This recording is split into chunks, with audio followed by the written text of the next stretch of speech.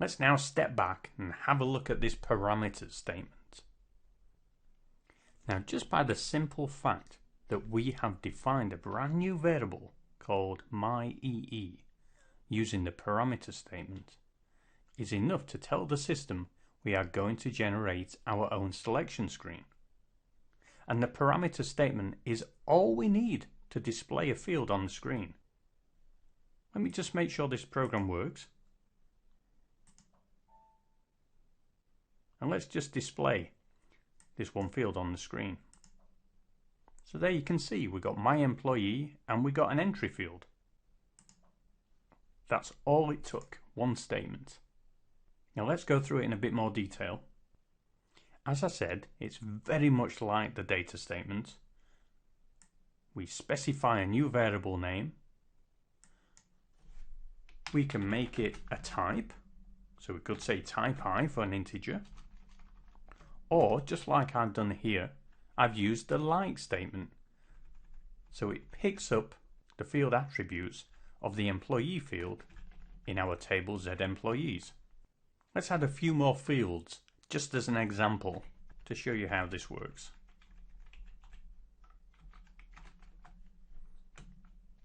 So let's do my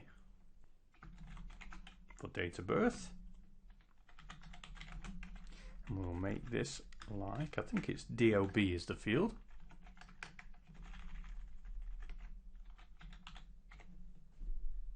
Let's give it a check.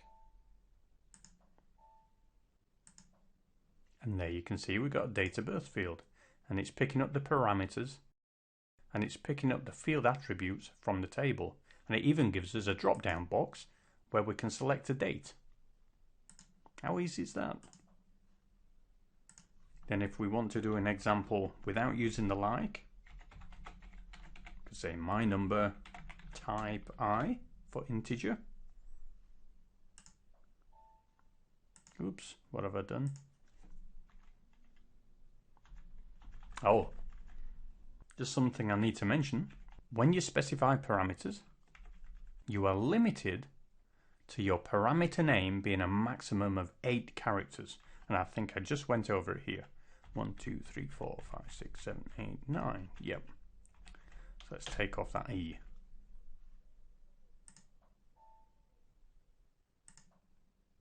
There we go. My number.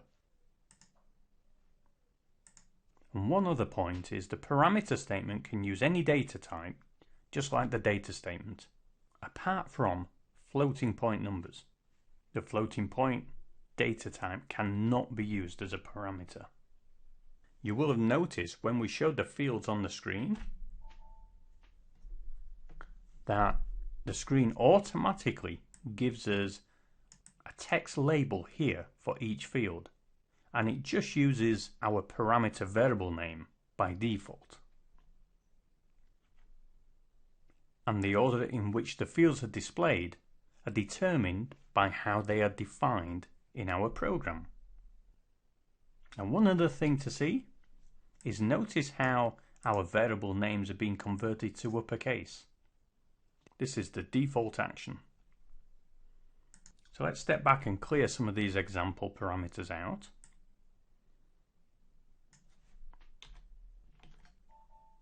So we're back just to our employee number. And let's take a look at some of the additions we can use with the parameter statement.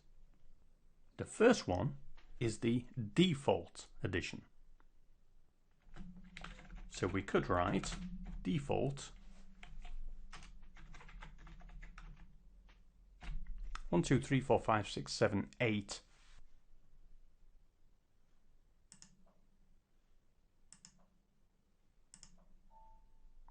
And no surprises, this is going to default this value into the field on the screen, as you can see here. Now, for those of you who are paying attention, the default statement actually isn't used with the data statement. For the data statement, we use the value addition, but for parameters, we use default. Now, the default is only a suggestion. The user can override the value. You know, there's nothing saying they have to use that. It's just a default value that we can populate on the screen and maybe cut down the amount of data we want the user to enter on the screen. Our next addition is by making the field mandatory. We can use the addition obligatory. So with this addition, we have the default, and we have the default value, and then we would just write obligatory. Let's just put these on a new line so it's easier to read. So you can see this addition here, when executed, forces this little tick box to appear in the blank field. So if I try to run the report,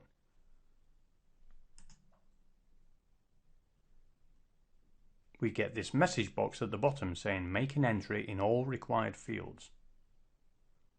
So we're telling the user you must put an entry in this field. It's a very useful addition. Now, another addition is the value check addition. But I just want to step back and let's have another example of a parameter.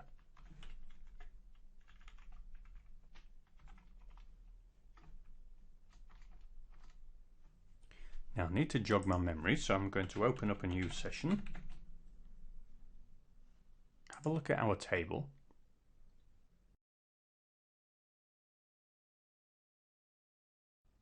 Okay, for this I'm going to use the Z employees 2 table.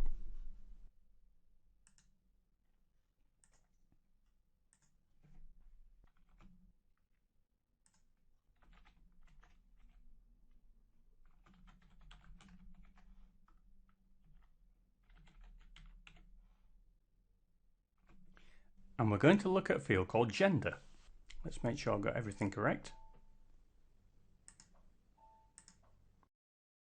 Now, with the gender field, notice when I click on it, we get the drop down. And this is because when we created this table, we actually created some individual values that can be used as a drop down list for entering data into that table. So when we use this field on a selection screen, the ABAP dictionary is working away in the background, helping to ensure any fields that we use like this automatically refer to any value help text or foreign key relationships that we've already set up to help the user to select valid values.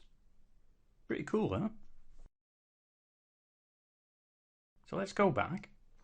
And now here, I think if we try and run this program and put any old value in here, see, normally we would have to select M, F, or U. Let's say I enter K.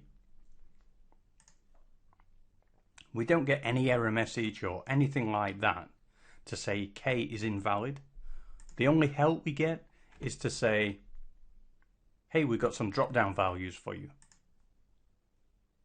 But this value check addition allows us to include value checking. So any entry we make into this field, the program will now check that entry against a valid value list that we have defined in the ABAP dictionary.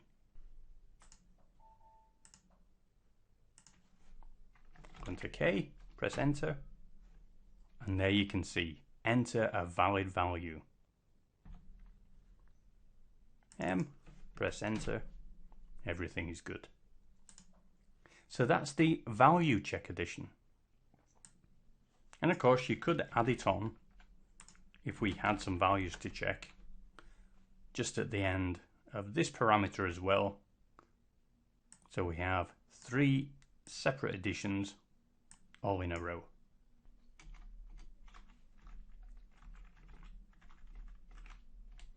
So let's get rid of that for now and remove this entry for Z employees 2.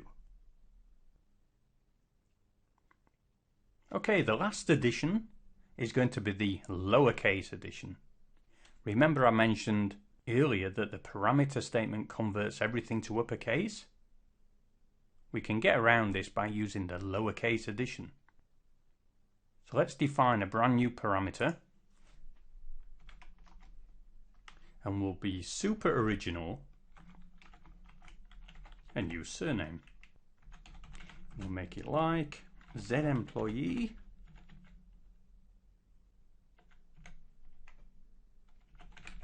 surname field.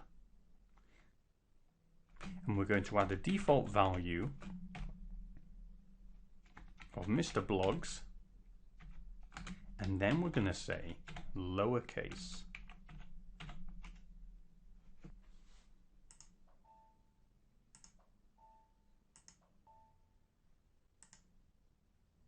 To demonstrate how this works and how it's taken effect, I'm going to enter some lowercase letters.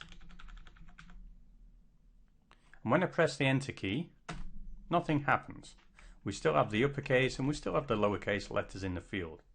If we didn't have the value check addition there, these lowercase letters would all be converted to uppercase. Let me show you that.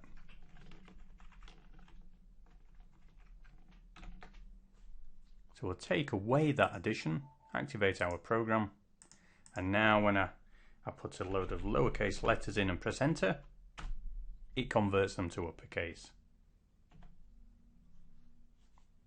Let's pop that back in. And that's everything you really need to know about parameters.